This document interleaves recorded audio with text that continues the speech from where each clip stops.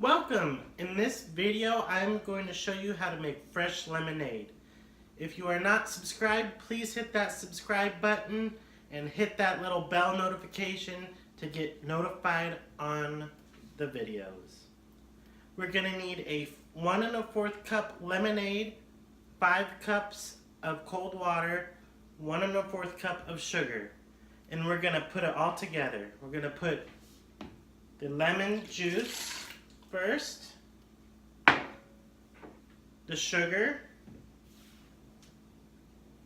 and then we're going to put the water.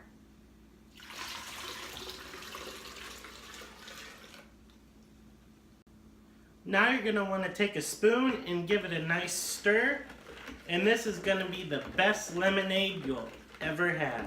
It's nice on a nice hot day in the summertime.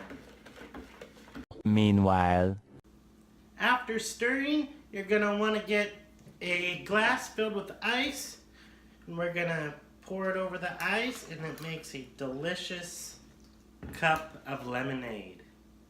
one eternity later. Let's taste the lemonade. Wow, that's amazing. It is delicious, easy to make, and it's the best lemonade you'll ever have. Thank you for watching. Please like and subscribe.